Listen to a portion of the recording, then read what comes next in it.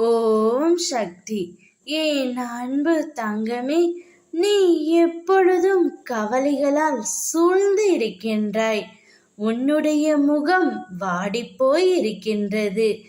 என் குழந்தை சந்தோஷமில்லாமல் கஷ்டத்தில் இருப்பதை என்னால் பார்க்க முடியவில்லை.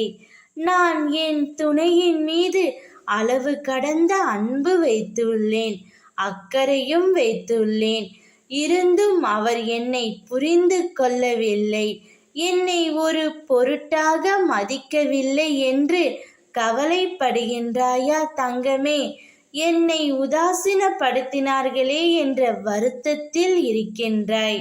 உன்னுடைய துணையின் மனதில் என்ன நினைக்கின்றார் என்பதை நான் இப்பொழுது உன்னிடம் கூறப்போகின்றேன்.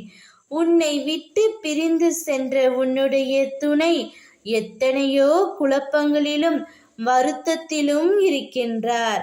அவர்களை சுற்றியே ஒவ்வொரு நிகழ்வுகளிலும் உன்னை பற்றிய ஞாபகம்தான் இருக்கின்றது.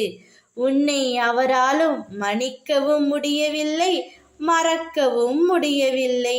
உன்னிடம் வருவதற்கும் உன்னிடம் வந்து பேசுவதற்கும் கால தாமதம் ஆகின்றது. ஒரு பக்கம் உன் மீது கோபமும் மறுபக்கம் உன் மீது பாசமும் வைத்து மத்தியில் தவித்து கொண்டு இருக்கின்றார். உன் மீது கோபம் இருக்கிறது தவிர வெறுப்பு இல்லை. நாளையோ அல்லது நாளை மறுநாளோ உன் வீட்டு வாசலில் வந்து உனக்காக காத்திருப்பார். அவருடைய மனம் எப்பொழுதும் மாறும் என்ற விதத்தில்தான் உள்ளது.